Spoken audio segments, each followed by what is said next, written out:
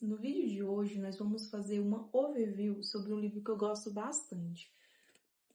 As 12 Regras para a Vida, de Jordan Peterson. É um antídoto para o caos. Eu já li esse livro algumas vezes, a versão que eu tenho aqui é em inglês, mas a primeira vez que eu li ele foi em português. E ele é bem fiel ao título das 12 regras. Ao longo do livro, ele vai falar, tudo vai girar em torno dessas 12 regras. Não são conceitos, são regras a serem seguidas, justamente para você conseguir ter uma vida mais significativa, você se tornar alguém melhor e criar um mundo melhor. Ele não é um livro de autoajuda, mas ele traz regras a serem cumpridas, regras a serem aplicadas na vida. Para ele, regras não é apenas uma norma externa que limita a liberdade, e sim são como princípios que vão dar sentido e direção à sua vida.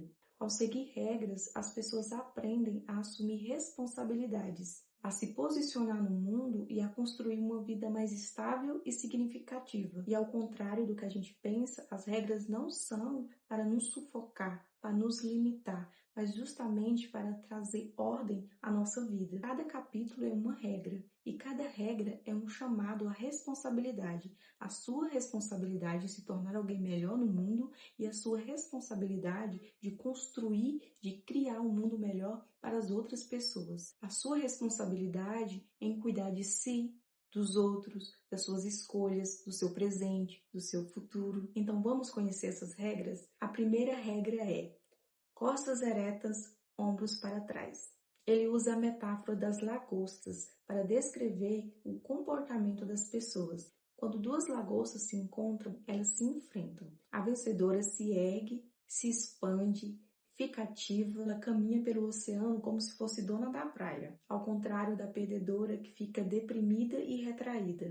Então ele traz essa analogia entre nós e as lagostas. A nossa fisiologia e biologia, elas interferem no nosso estado emocional. Colocar-se ereta e de ombros para trás não é apenas um gesto físico, mas é uma metáfora de vida. Significa se expor à vulnerabilidade, a assumir risco, a andar com dignidade e confiança. Essa é a primeira atitude para conquistar respeito em meio ao caos. Viver curvada, retraída, acolhida diante do mundo é aceitar inconscientemente uma posição de derrota. Essa postura não só afeta a forma como os outros te veem, mas reforça dentro de nós a ideia de que nós não somos capazes. Regra 2.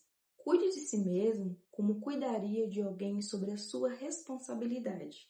Ele pede para você imaginar que 100 pessoas recebessem uma prescrição médica para tomar um medicamento. Apenas um terço tomaria adequadamente. Outra parte até compraria os remédios e começariam a tomar, mas no meio elas desistiriam. Mas se tomasse conta de um ente querido, alguém precioso para você, você cuidaria com muito mais zelo e faria com que a pessoa tomasse esse remédio.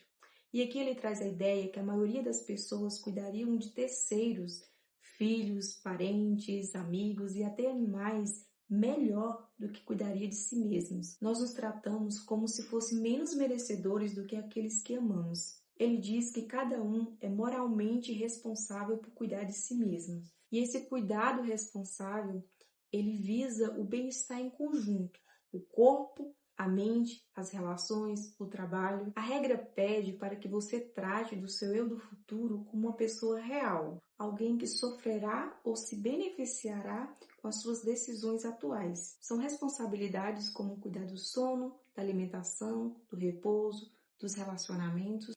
Ele traz o questionamento: como seria a minha vida se eu estivesse cuidando adequadamente de mim? E ele cita um versículo aqui: amar o próximo como a ti mesmo. E fica evidente aqui que não tem como você entregar amor ao próximo se você nem se ama. Quando você se ama, você se conhece, conhece os seus valores, conhece o seu propósito. Quando você se ama, você coloca ordem na sua vida. E a ordem, ela vai trazer clareza sobre onde você está, o que você está fazendo, o porquê está fazendo, para onde você está indo. A terceira regra é: seja amigo de pessoas que querem o melhor para você. Ele afirma que as pessoas que nos cercam moldam profundamente a nossa vida, moldam profundamente quem somos. Se convivermos com pessoas que nos sabotam, que nos invejam, que nos desanimam, que nos puxam para baixo, a nossa vida vai ser contaminada por isso. Por outro lado, as relações saudáveis, elas vão nos impulsionar, elas vão nos incentivar a buscar por crescimento. As más companhias, elas podem arruinar completamente a vida de uma pessoa.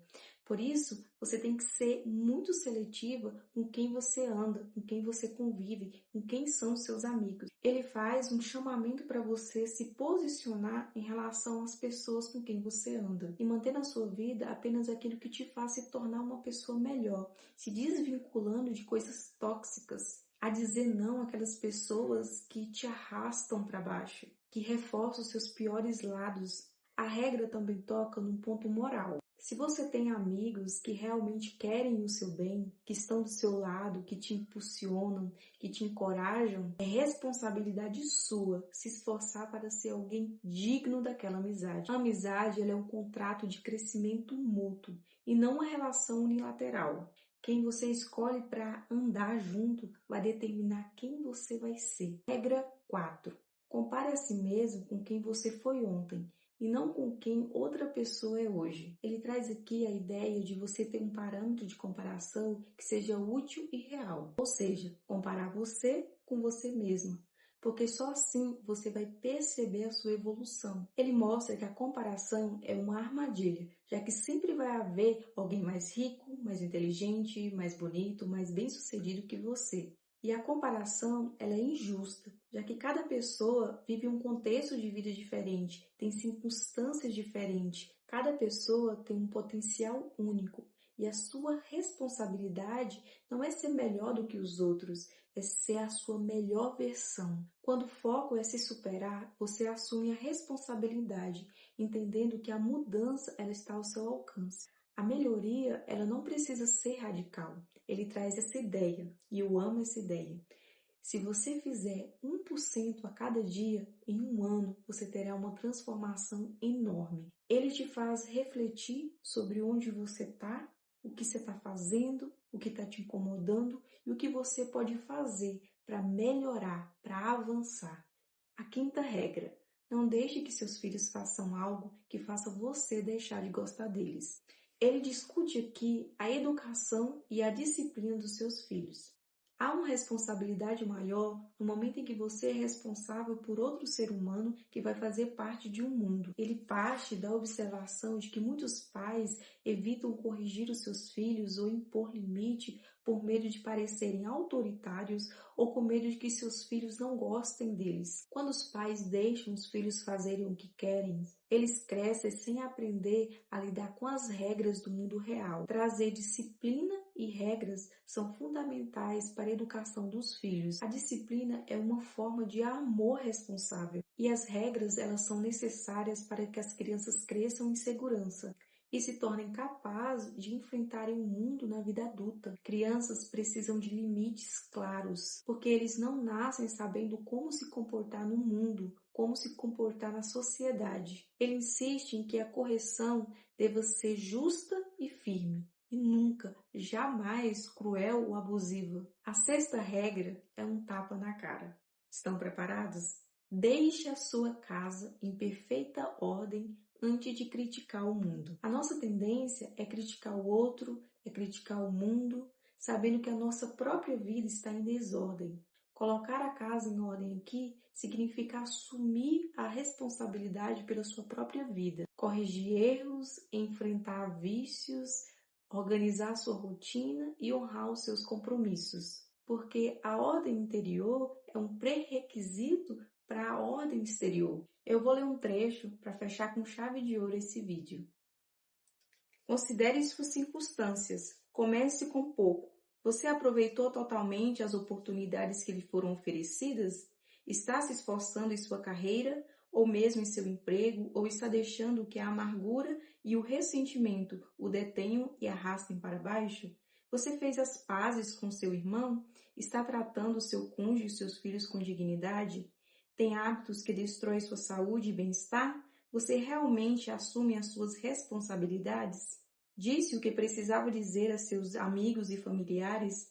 Há coisas que você poderia fazer, que sabe que poderia fazer, que deixaram as coisas ao seu redor melhores? Você arrumou a sua vida? Se você gostou desse vídeo, dê o seu like, se inscreva no canal e compartilhe esse vídeo com alguém. Lembrando que teremos a parte 2 desse vídeo, que são as outras 6 regras. E eu te vejo no próximo vídeo.